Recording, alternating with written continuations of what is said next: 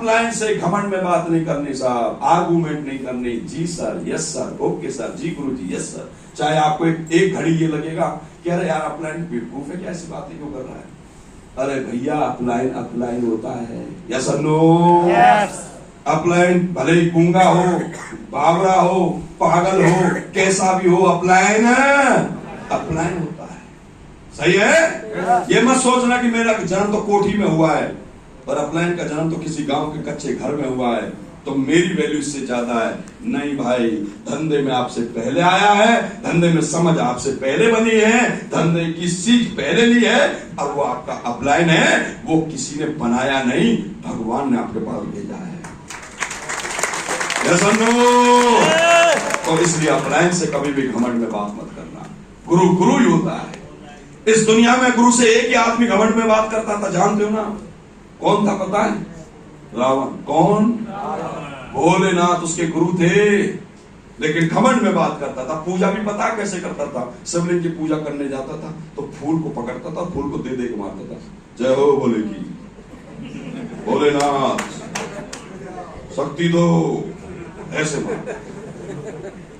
दर्शन करने भी जाते थे तो कैलाश पर्वत के नीचे शिष्यों की लाइन लगी रहती थी, तो भोलेनाथ लाइन में तोड़ के सबसे आगे खड़ा हो जाता था।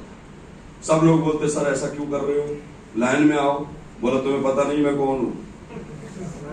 और कभी कभी तो क्या करते थे, कैलाश पर्वत को हाथ से ही हिला दिया करते थे, ऊपर पूरी हलचल मच जाती थी, जल कमंडल गिर जाता था, भोलेनाथ का ध्यान भंग हो जाता था।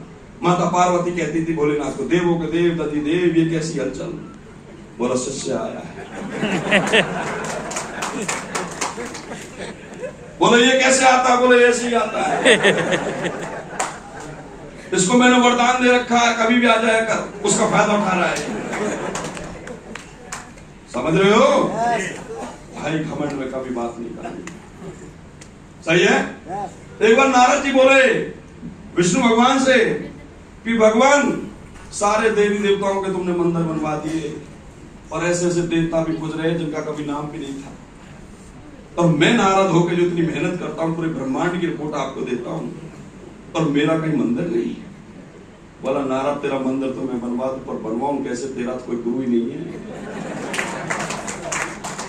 तेरा तो कोई गुरु ही नहीं है। बोला जी गुरु में क्या, गुरु तो मैं बना लूंगा, बताओ किसको बनाऊं? बोला तुझे धरती पे जाना पड़ेगा। बोला चला जाऊंगा, बताओ किसको बनाऊं? बोला धरती पे जाना, जो पहला बंदा मिल जाए वही तेरा गुरु है। बोला अच्छा। बोला नारद धरती पे चले गए, जैसी